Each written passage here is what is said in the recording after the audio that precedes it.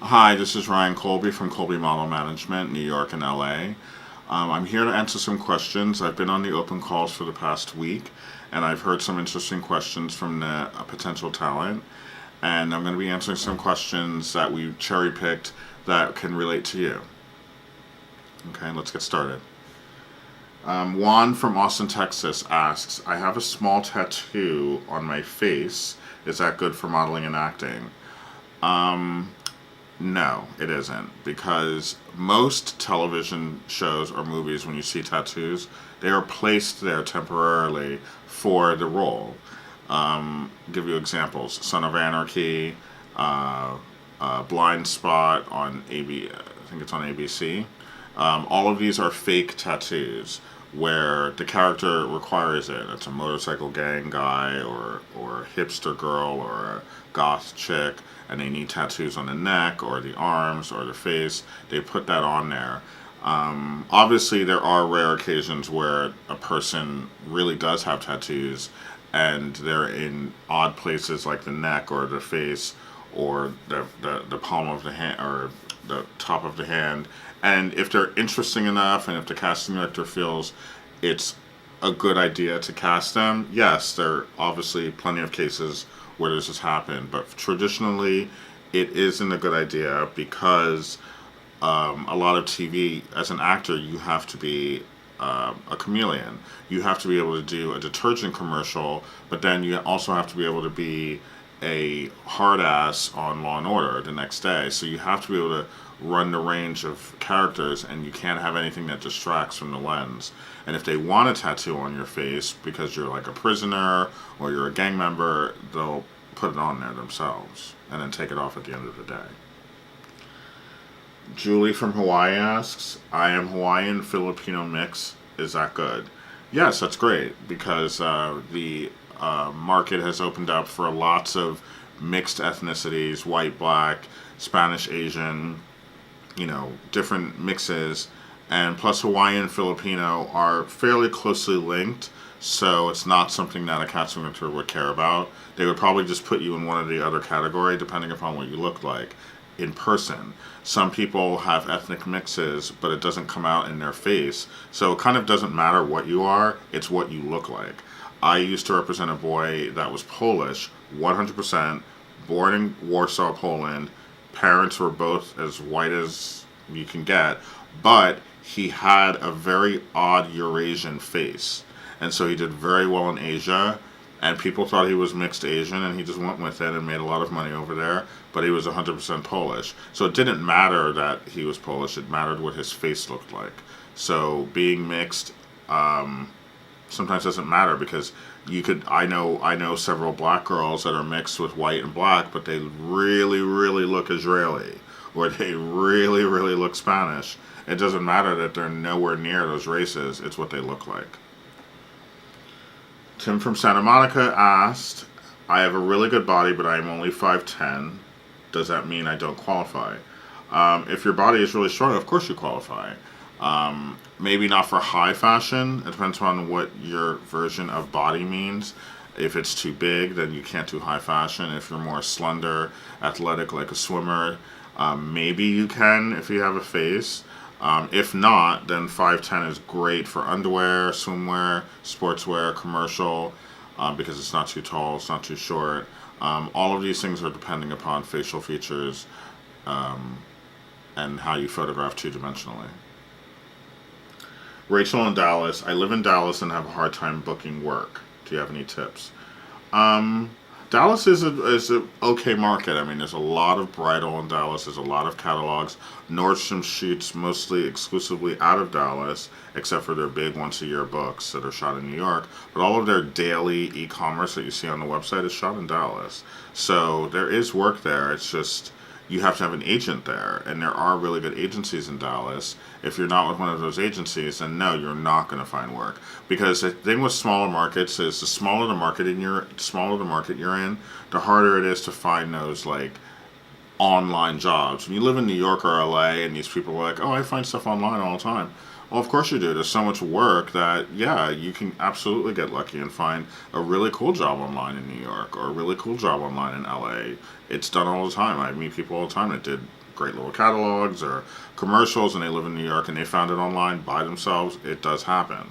But when you live in a smaller city like Dallas or Miami or Chicago, that's still a big city, but it's not New York or LA. There aren't as many jobs available, so the clients are going to go right to the agencies, and they're very rarely going to post online. So if you live in Dallas, there shouldn't be any reason you shouldn't get work if you're represented. If you're not, then that's probably your problem.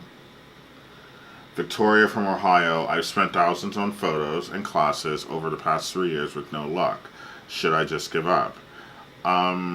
If you're spending thousands on photos in Ohio, unfortunately, you put your money in the wrong state. If you're going to be spending thousands of dollars, it should be in New York or LA, where the photography is stellar and you can get results from that. Shooting with someone in Ohio, and I'm not knocking the state of Ohio, I'm sure it's lovely, but the photography there is not up to snuff of a New York or an LA photographer that will generate interest from a client to get you work. So you're just spending money in the wrong state. Jennifer from Atlanta, I have experience with John Casablancas and have spent almost $7,500. Is that enough to get me an agent?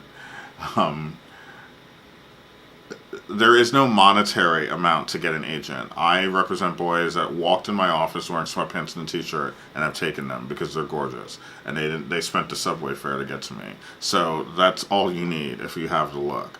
Spending $7,500 at John Casablancas to be taught how to put on eyeshadow or how to walk on the runway does not equal getting an agent. It equals, now you know how to do makeup. Great. You could have got that for free at Sephora. But you you could have learned that for free at Sephora. But it doesn't, John Casablancas doesn't place models with agents. So what you paid for is a class, learning how to do your hair, makeup, walk, what colors look good on you dress-wise, I guess. I'm not quite sure what they do there. I haven't been into John Casablancas in literally over a decade, so I'm not quite sure what they do, their classes consist of. But there is no agent connection to John Casablancas. So therefore, you could have spent $75,000 or $75. It doesn't mean you're getting an agent through them. It's a school. It's just like going to Princeton. When you leave Princeton, they don't say, we're going to hook you up with a job. It is your job to go and get the job. Trevante from Charlotte, North Carolina. Being African American and I'm in a small market, am I better pursuing modeling or acting, or what are the best tips to start? I'm 6 feet, 38 jacket, and a 32 waist, very high cheekbones, and I'm told, and actually my pop-out feature are freckles. Okay, that's great. That's unique. Being African American right now is really hot, and having different odd features is actually even a plus. Having red hair, there are lots of blacks that have red hair, freckles, having lighter color eyes, all of these, anything that can stand you out from other African Americans is a good thing. But the negative here I see is the Charlotte, North Carolina, because there are no jobs there. So you'd have to go to a bigger city to the south or to the north. Atlanta is south. Miami is south. New York is south. But again, this depends upon your facial features. If you're too extreme, then coming to New York is probably best, because in New York will accept everything from the simplest face to the most extreme face. When you're dealing with Atlanta and Miami, they do want simpler. They can't handle the extreme faces because there's no market for it there. So it depends on what you look like, whether you should go north or south. The question is for my daughter. I can't see the question. The question is for my daughter. Should we pay a local photographer $1,500 for headshots and have been mailing them out? You can't mail out headshots. Those days are over. If this was 1995, I would say great, mail away. But now everything is done digitally with agencies and wannabe talent outside of the city. So therefore, shooting again, and you're doing the same thing that the Ohio girl has done is spending money in the wrong state. Spending $1,500 in Nashville is not, most likely, is not going to equal interest from an agency in New York or LA because the photography is not strong enough. So, and then mailing out headshots is another slap in the face because they're not going to be opened up and accepted by the agencies. People just don't mail stuff anymore. Unless the only time stuff is mailed is from agencies to big catalog houses. That does still happen. But the catalog houses are expecting the mail, so they're going to open it. But as far as you emailing an agency in New York saying my daughter's 15 and 5'11", and she looks like Adriana Lima, they're never going to know that because they're never going to open it. So you need to be shot in a proper city and have things emailed over. Get a mother agency in Nashville and let them do all that work, and that you'll have greater success. Because mother agencies in small cities do have connections to the New York City agencies and the Japanese agencies and the European agencies. So if they like your daughter and it's a small agency in Nashville, and you, even if they take simple pictures up against a gray wall, a New York City agency can tell if she's worthy of that city or not, especially if her measurements are what you say. Okay, so those are some of the questions. Hopefully some of that helped you. I have one or two more that that I personally came up with that I get asked a lot. That one of them is people that are in college, and that's a lot of people, especially anyone over 17 years old is in college. And they really, really, really want to do this. They really want to act or model, and how can they do this while they're in college? Yes, it is possible. It's definitely challenging, and college schedules are not an agent's best friend because they're kind of made to the busy months that an agent would need you as to when you're sitting in class. But it can be done, especially if you go to school near a major market. If you're in school in Montana or, Minnesota, yes, that can be challenging because, even if you have a break for 2 or 3 days, the flights are expensive to get here. Like, say you have a long weekend and you have 4 days off. Okay, well, are you going to come to New York for 4 days and run around? So if you're very, very serious in doing this, pick a college near a market. Go to school in California, or pick a college in Pennsylvania, New Jersey, New York for the New York market, because then you can still get your studies done. And if you're with an agency and they need you, then you can come up. You miss a day of class, okay, you'll live.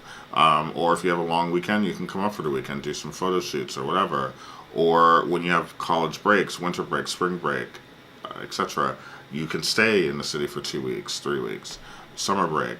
It's easier to do that when you already are established in a proximity to the city that you should be in, as opposed to being in the middle of nowhere and trying to deal with flights and hotels and etc., etc. So yes, it can be done. It's just you got to work a little harder than the other average college students who are partying and going to spring break in Cancun. Like, that stuff you will not be able to do if you choose to do this seriously.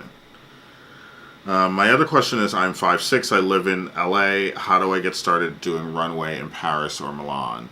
If you're 5'6" and you already live in LA, well, you already have two great things going for you. The height's great for females because 5'6" is a great height for TV and film. Generally, they do not like girls that are super tall because it plays with the angles of men. But the unrealistic thing is going to Paris or Milan. That is not going to happen because Milan and Paris are very, very elitist, very, very snotty, and they want the girls 5'10" and over. They don't even want the 5'9" girls from New York that work every day in New York and do runway in New York all the time. The Parisians turn their nose up at them, unless they're like editorial stars. And even then, it's hard. I know plenty of girls that are doing magazine after magazine after magazine after magazine in New York, and the Parisian agencies want nothing to do with them because they're 5'9". So you've got to be 5'10" and over for Europe. America takes a liberty with 5'9" because Americans are shorter and bigger than Europeans. So therefore, the clothes that come out of America will fit a 5'9" girl, where when you're in Europe, it's the sizing is different. So being 5'6" in LA, amazing. Having the fantasy of being 5'6" and going to Europe, not amazing. So those are some questions and tips for all of you out there, and I will be doing another round of videos and answering more questions shortly. Bye.